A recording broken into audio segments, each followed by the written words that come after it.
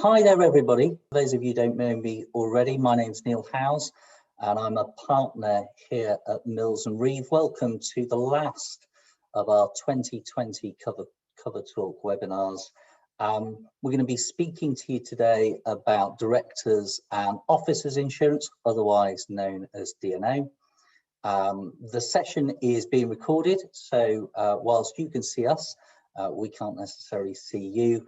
We're able to have some time for questions and answers at the end, so please, as we're going along, do post your questions in the chat box, and then the Q&A session at the end will be presented by my colleague Harriet Strevens. And with that, what I'll do is just introduce what we're going to be talking about today. So today's session is really an introduction to D&O policies. So we're going to look at how those policies work. We're going to look at the kind of claims that a D&O policy covers. We're also going to touch on some of the common exclusions that you'll find in D&O policies. And then we're going to finish, this being the last session of 2020, which of course has been dominated by COVID, by looking at the impact of COVID on D&O claims. So let's start then by looking at how a D&O policy works. Now, when people talk about D&O policies, they will talk about side A cover, they'll talk about side B cover, they'll talk about side C cover, because D&O policies are set up in a slightly different way to some of the policies that you might be more used to. So what does side A, side B, side C, what does all of that mean? Well, side A cover is effectively personal cover for directors and for other insured persons under the policy.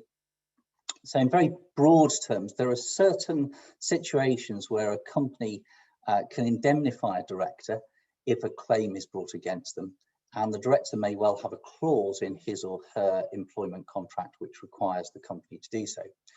But there are going to be situations where the company is either unwilling or perhaps financially unable to indemnify the director.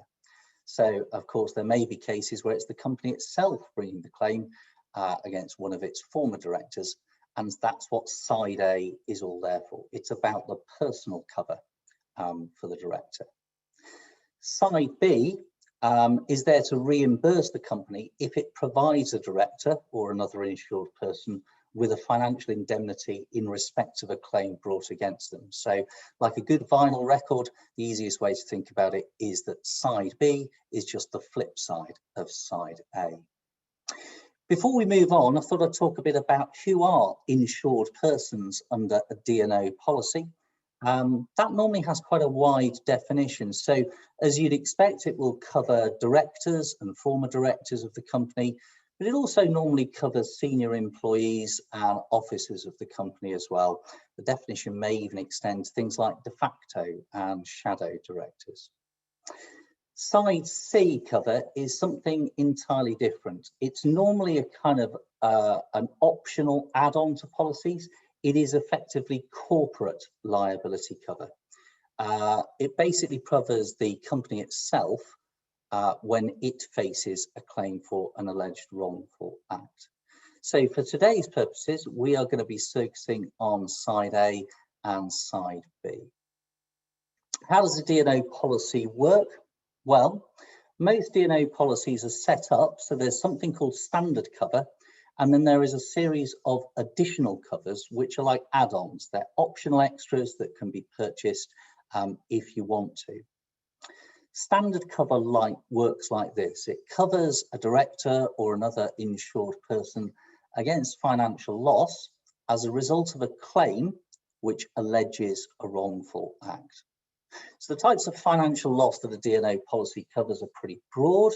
It would include, as you'd expect, damages and perhaps costs that the director might be liable to pay, plus of course things like defence costs, and also in most cases things like civil fines, but financial loss won't cover criminal fines that a director might be subject to. The financial loss has to be caused by a claim. As you'd expect, that will include a civil claim for damages, but it normally also includes things like certain regulatory investigations as well. And finally, the claim has to arise or be alleged to involve what's called a wrongful act.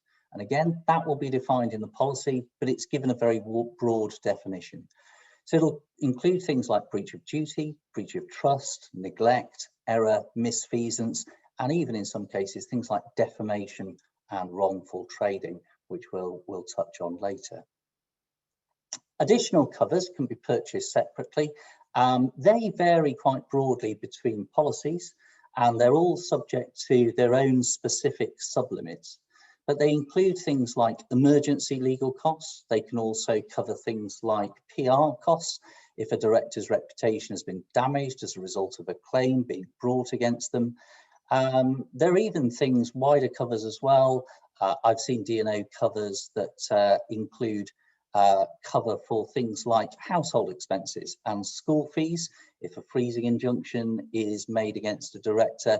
I saw a D&O policy the other day that also provided cover for kidnap response if one of the directors or their any members of their family happen to be subject to a kidnap and ransom demand.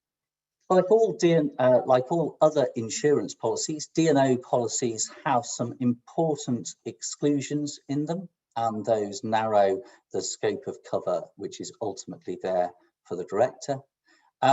Again, every policy will be different, so the exclusions in every policy will vary a little bit, but I've highlighted on the slide a few of the most common exclusions. So you'd expect the policy to exclude claims which are covered by other types of insurance. So, for example, personal injury claims, employment claims, professional negligence claims, they're all going to be excluded. D&O cover is there to do exactly what it says on the tin. You'd also normally expect to see some form of kind of prior claims or circumstances exclusion clause. In other words, it would exclude cover for claims or circumstances that were known about by the director prior to the inception of the policy. Most policies will also include a fraud or dishonesty exclusion as well, perhaps where the director has benefited personally from his or her own breach. That said, most dishonesty, fraud, personal benefit exclusion clauses will still provide the director with cover for defence costs subject to certain conditions. Finally, a clause, an exclusion that you would see normally quite commonly in the past, but is becoming, I think, probably less frequent, is an insured versus insured exclusion. What that means is that the policy won't cover a situation where one director is suing another director, or alternatively, circumstances in which the company itself is suing one of its own directors. So that's how the policy works. Those are the exclusions.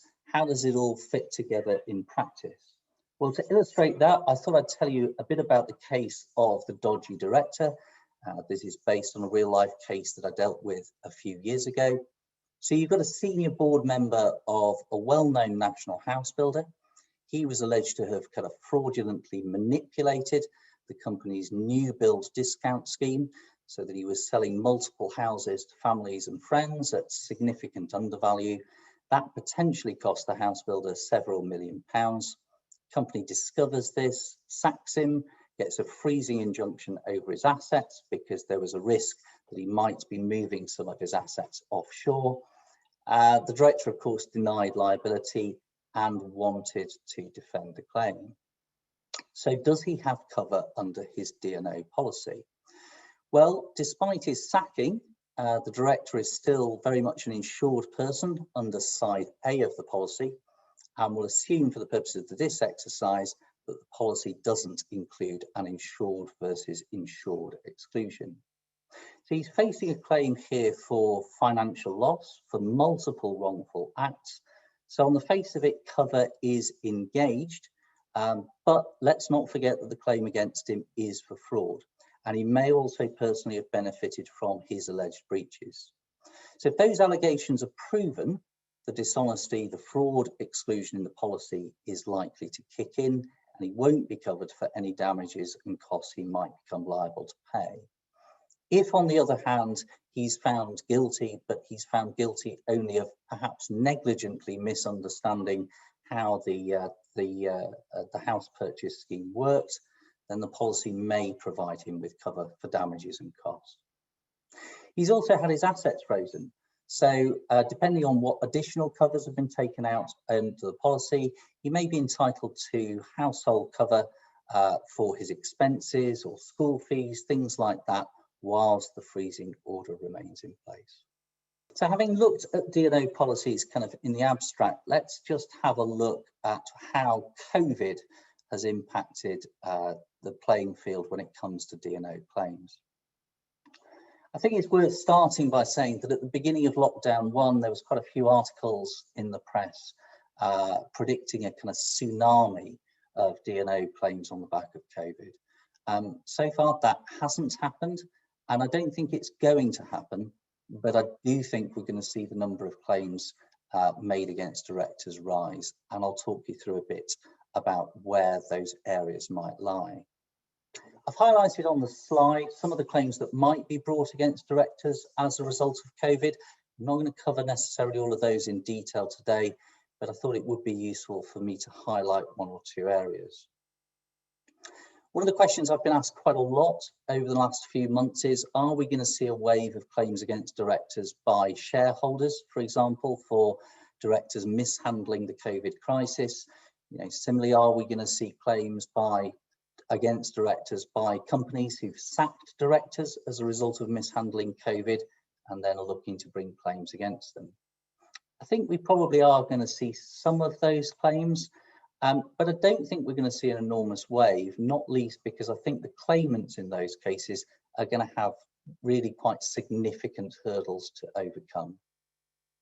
Firstly, that's because it's actually quite difficult for minority shareholders in a company to bring claims against directors.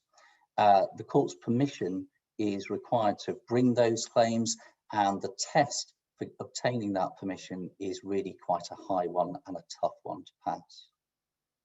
Secondly, why I think it's going to be difficult for those claims to be proven is because the challenges for directors over the last 9 months or so have been absolutely unprecedented. And as a result, I think it is going to be quite difficult for claimants to show that directors have breached their duties, even if they've made mistakes whilst handling the COVID crisis. Worth bearing in mind as well that the court does have discretion to grant directors relief from liability if the director can show that he or she has acted honestly and reasonably. So whilst we are going to see some of those types of claims, I would expect them only to be successful if very serious wrongdoing has occurred. Where we may see more successful actions against directors by shareholders and possibly investors is in relation to public limited companies and companies who have perhaps published misleading financial or other information to the market, which has had an impact on their share price. In the UK, those are the kind of claims that we would see being made under the Financial Services and Markets Act.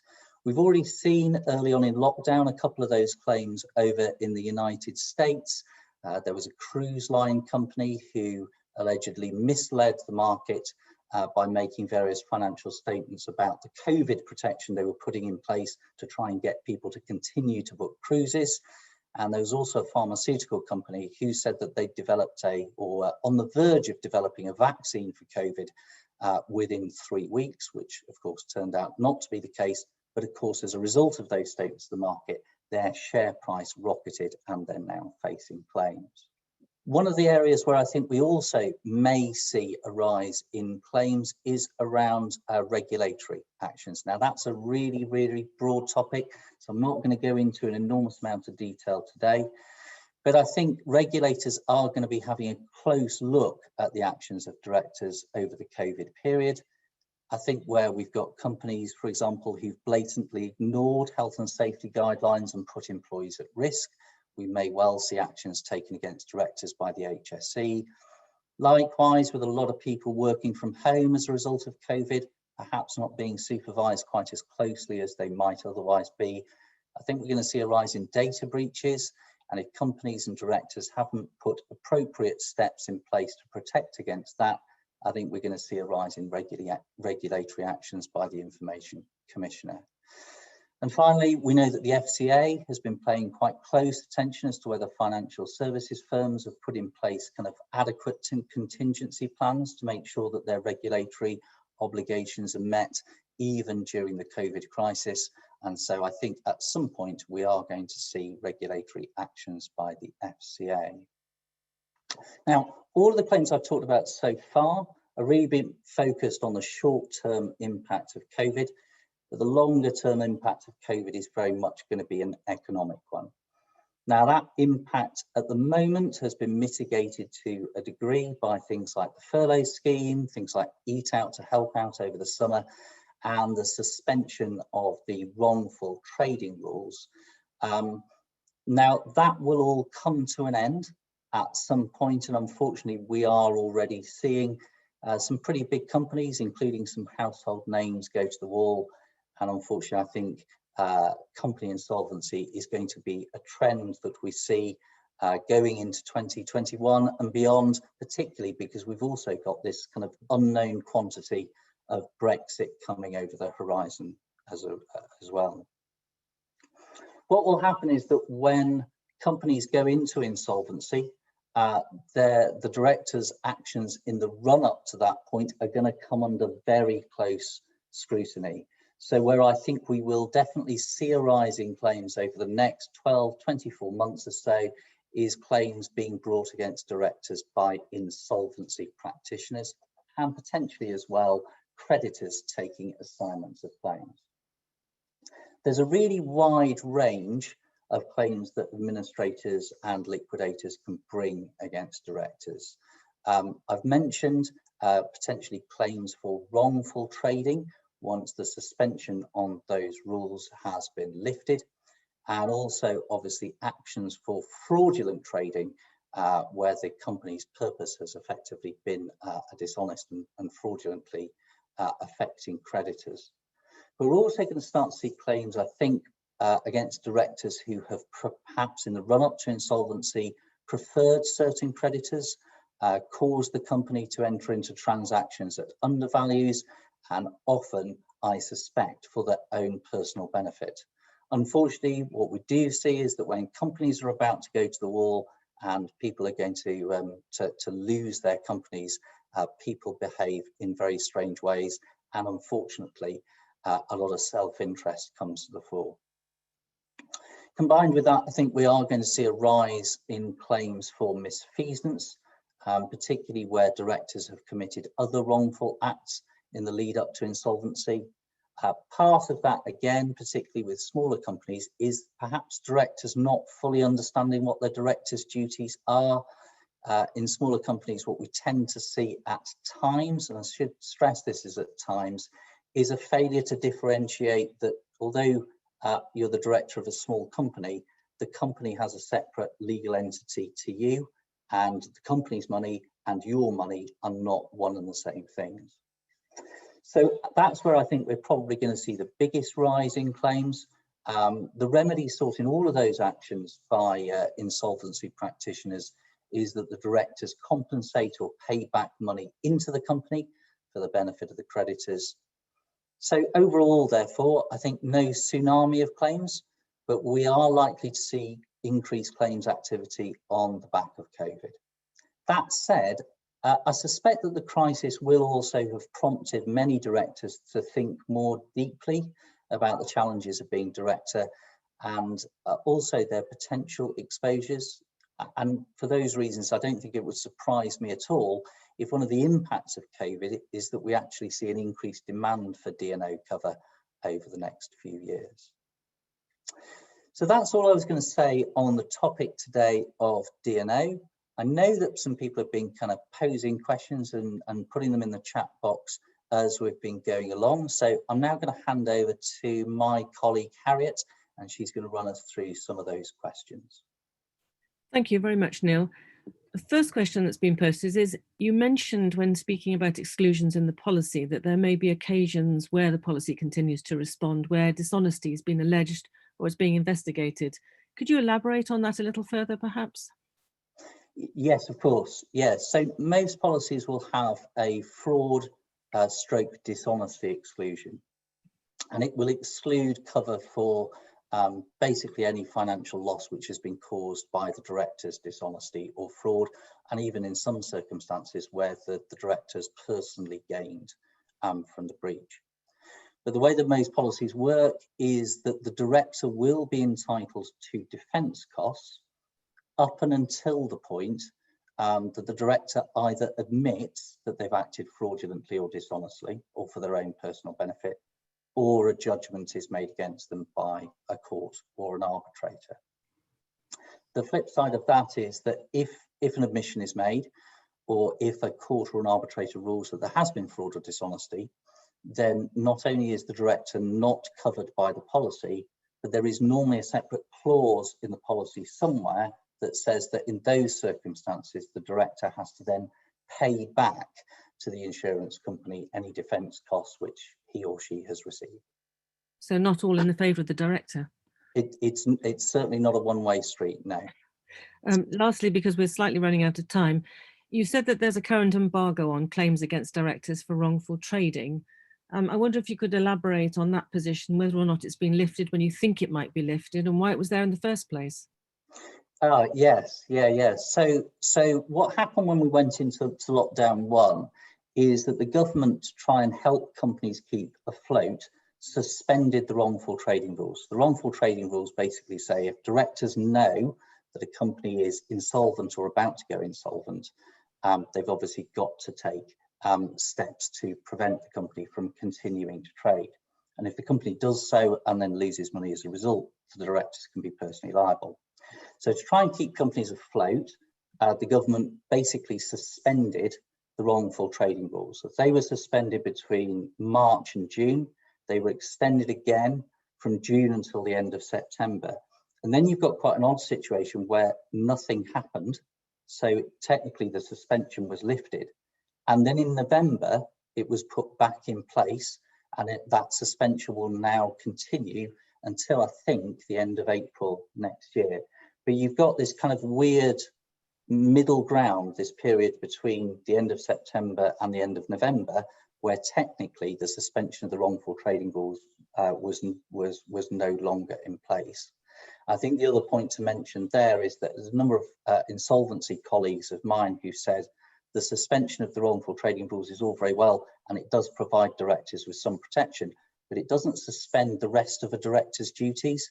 And I think there is a concern out there that actually the suspension of the wrongful trading rules will perhaps give directors a bit of a false sense of security at the moment.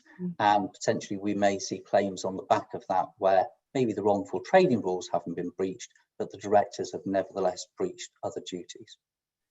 Thank you, Neil. We could go on talking about this all morning, I know, but we're running out of time. And in keeping with our usual efforts to finish this within our time limit, I'm going to bat this back to you to close up for today, if I may. Yeah, no problem at all.